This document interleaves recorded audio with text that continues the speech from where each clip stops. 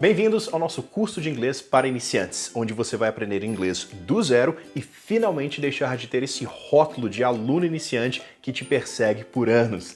Em pouco tempo você irá se transformar em um aluno intermediário de inglês. Aqui no curso você vai ter acesso imediato a 37 aulas completíssimas com todos os detalhes sobre cada tema para que não haja dúvida nenhuma ao final do estudo de cada assunto.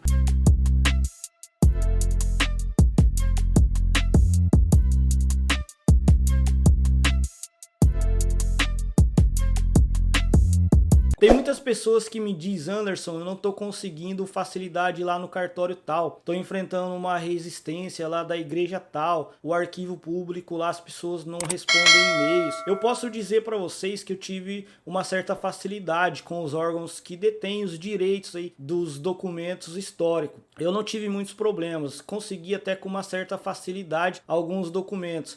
Um caso ou outro que foi que a gente enfrentou uma pequena resistência, mas não da forma que as pessoas falam pra gente todos os dias. E vocês, durante o seu processo de pesquisa, de desenvolver a sua genealogia, vocês tiveram também resistência? Teve problemas com os órgãos que detêm os direitos dos registros que vocês utilizaram na genealogia de vocês e consequentemente enviou para CIL e depois conseguiu a nacionalidade portuguesa através da via judaico-sefardita? O fator sorte é inegável, que algumas pessoas, genealogia também entra nisso, né? Como foi o César que cuidou disso, ele entrou em contatos, a maior parte por e-mail, e o que dava para ter acesso, por exemplo, a certidões de registro civil em São Paulo, que nós moramos em São Paulo, capital, o que precisou nós tiramos aqui. Mas, por exemplo, minha mãe nasceu no Rio de Janeiro, porque minha avó era carioca, então quando ela ia dar à luz, ela ia para a casa da mãe dela, que era um costume antigo, né? Tinha parteira, aquilo. Então, minha mãe nasceu no Rio de Janeiro, morou em São Paulo, mas sempre morou em São Paulo, mas nasceu no Rio de Janeiro. Então, nós precisamos entrar em contato com o registro civil do Rio de Janeiro. Conforme ia avançando mais para cima, né? Como eu tenho direito a cidadania, tanto pelo meu lado paterno quanto materno, né? Minha família, dá para escolher qual cristão novo eu quero, são muitos, mas enfim, a maioria dos meus ancestrais eram cristãos novos, mas eu optei para o lado materno, então a genealogia que eu fiz, aí eu vou abrir um parênteses, como eu estudo judaísmo, eu tenho afinidade com o judaísmo, que aliás, essa afinidade veio quando eu comecei a genealogia,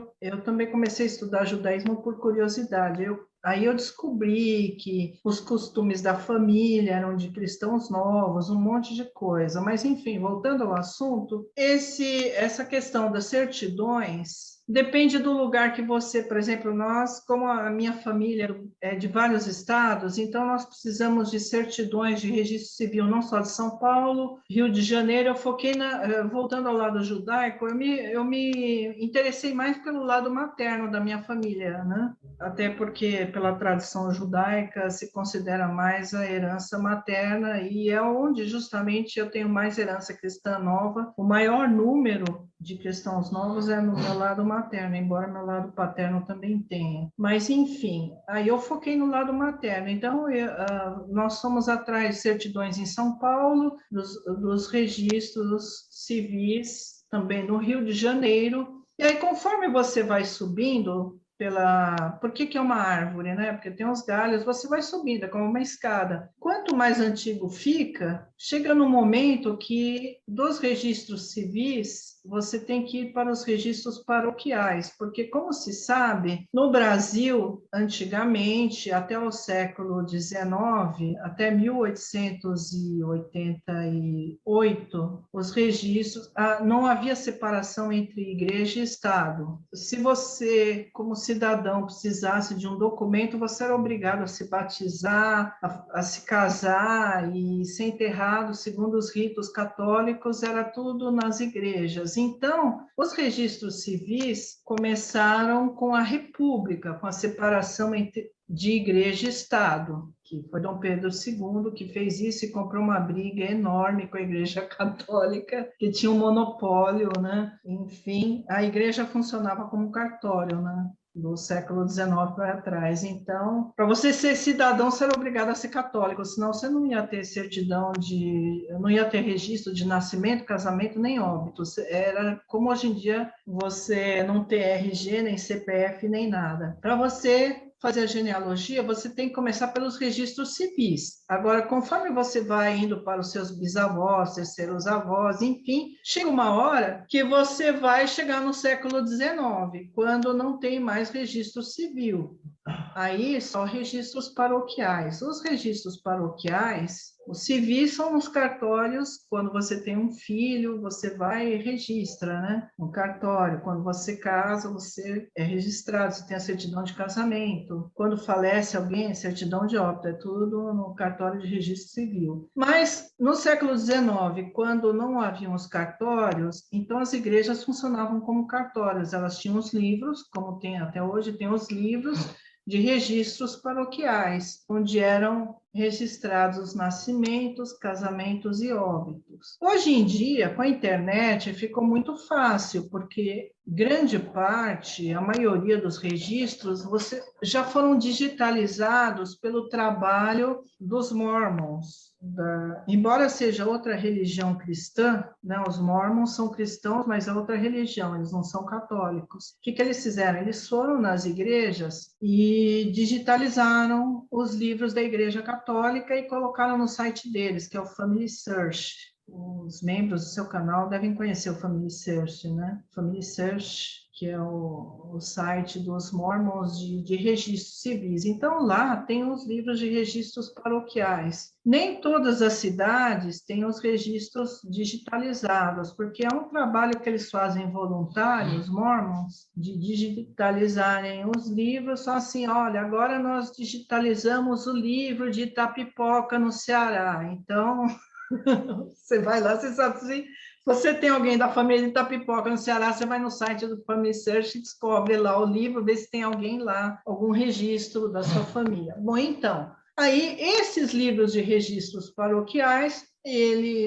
existe um problema, que nem todos foram bem conservados, né? E alguns se perderam, e por isso aí entra o fator sorte. Se a sua família teve a sorte dos livros estarem inteiros ou se perderam, foram deteriorados. Por exemplo, tem um caso na família do meu pai que eu não consegui avançar porque houve um incêndio na igreja no século XIX.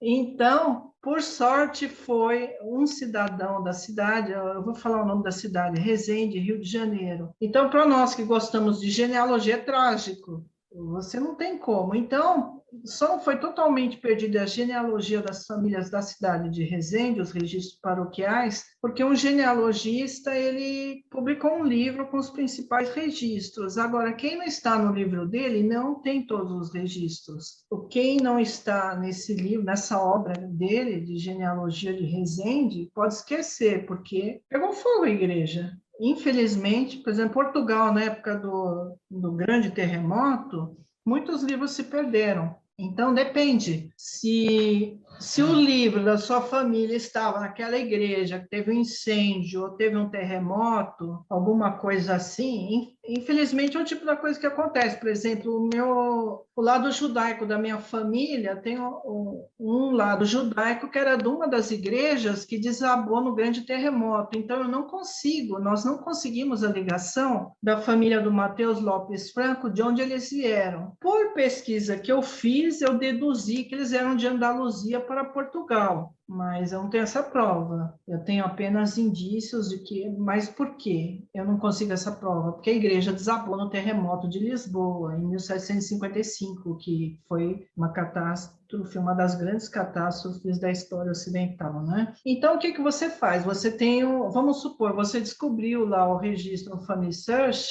aí o que você faz? Você entra em contato com a igreja, com o padre. Aí entra o aspecto pessoal da organização da igreja e da boa vontade do padre. Então, nós temos que ser realistas. Você tem que ser uma pessoa diplomata, educada e simpática. Você tem que ter um bom relacionamento com o padre para pedir, olha, o senhor pode me enviar uma certidão? Você tem que dar as informações ao padre. Eu sei que está no livro tal época, porque o padre não vai olhar todos os livros, porque a sua família está lá, como milhares de famílias, ele tem mais o que fazer, né? Então, o que ele vai fazer? Ele vai te pedir informações, como no cartório. Você vai no cartório, eu quero uma segunda via da minha certidão de nascimento. Você vai ter que dar informações, porque ele não vai dizer, eu nasci tal dia. Tá, legal, bacana, e daí? Você tem que dizer o livro onde está, né? Com os registros paroquiais é a mesma coisa, né? Então, o padre vai dizer, olha, tudo bem, mas eu, como advogada, eu tenho o costume de não criticar sem ouvir os dois lados. Então, eu acho que muitas pessoas também criticam os padres, as igrejas, porque também não fazem a coisa certa. Então, você chega lá e fala, olha, padre, eu quero o registro do meu antepassado José da Silva. Eu sei que ele casou nessa igreja no século XIX. Aí o padre vai dizer, olha, dá licença.